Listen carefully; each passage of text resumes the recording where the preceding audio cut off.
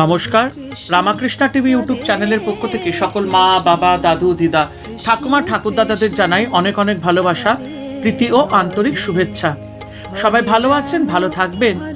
আমি আবারও চলে এসেছি শ্রী শ্রী রামকৃষ্ণ মিশনের শ্রীমদ্ ভগবদ গীতা সম্বন্ধে আলোচনা করতে, যা সহজ সরল অনুবাদ ও ব্যাখ্যা করেছেন স্বামী লোকেশ্বরানন্দজি এবং সংকলন ও সম্পাদনা করেছেন স্বামী চিদরূপানন্দজি। আজকে আমরা আলোচনা করব শ্রীমদ্ ভগবদ গীতার থেকে চতুর্থ অধ্যায় জ্ঞানযোগ থেকে 10ম শ্লোক। वीतराग भय क्रोधा मन्मया मामुपाश्रिता बहवो ज्ञानो तपसा पूता मद्भावो मागता।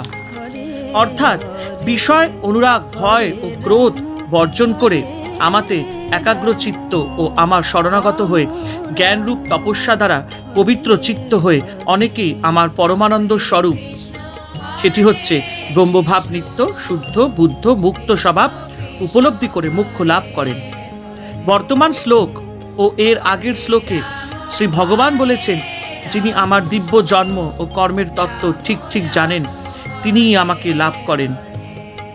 তারা তিনটি জিনিসকে অতিক্রম করেন, সেগুলি হল রাগ, ভয়, ক্রোধ। ভীত শব্দের অর্থ বর্জিত। ভীত রাগ, তখন তার বিষয়ের প্রতি অনুরাগ দূর হয়। রাগ অর্থাৎ বিষয় অনুরাগ। ভীত রাগ মানে যার কোনো কিছু প্রতি আকর্ষণ নেই। আমাদের হিন্দু শাস্ত্রে একটা কথা আছে, আপনার যদি একটার প্রতি আকর্ষণ থাকে তবে আর একটার প্রতি বিকর্ষণ থাকবে। একটাকে আপনি ভালোবাসেন আর একটাকে বাসেন না, একটা থাকলে আর একটা এসেই যায়। তারপর বলছেন ভয় অর্থাৎ প্রাপ্ত বিষয় নাশের আশঙ্কা। তিনি ভীত ভয়, কোনো কিছুকে ভয় করেন না। আমাদের ভয়ের মূলে আছে দুই বোধ। শাস্ত্র বলেন দ্বিতীয়াৎ বিভেতি, আমি আমার থেকে আলাদা কোনো বস্তুকে ভয় পেতে পারি? যেমন আমার হয়তো অনেক বিষয় সম্পত্তি আছে, তা যে কোনো মুহূর্তে ধ্বংস হয়ে যেতে পারে, পাছে বিষয় সম্পত্তি হারাই, সে ভয় সব সময় আমাকে তাড়া করে বেড়ায়। ভগবান এখানে প্রকৃত ভক্তের লক্ষণগুলি সব বলছেন। ক্রোধ অর্থাৎ বিষয় প্রাপ্তিতে বাধাজনিত রোষ, তিনি বীতক্রোধ, কোনো কিছুর প্রতি তার কোনো ক্রোধ নেই, হিংসা নেই। এইরূপ ব্যক্তি মন্ময়া মদগত চিত্ত হয়ে আছেন। আমাকে ছাড়া তিনি কিছু চেনেন না, জানেন না, বোঝেন না, কেবলমাত্র আমাকেই তিনি ভালোবাসেন। এ অনেকটা সূর্যমুখী ফুলের মতো। সূর্যমুখী ফুল সব সময় সূর্যের দিকে চেয়ে আছে, ভক্ত ঠিক তাই সব সময় ঈশ্বরমুখী হয়ে আছেন। আরও বলছেন মাম উপাশ্রিতা, আমার উপর তিনি নির্ভর করে আছেন, আমাকে আশ্রয় করে আছেন, তার দেহ মন প্রাণ আমাতেই সমর্পিত।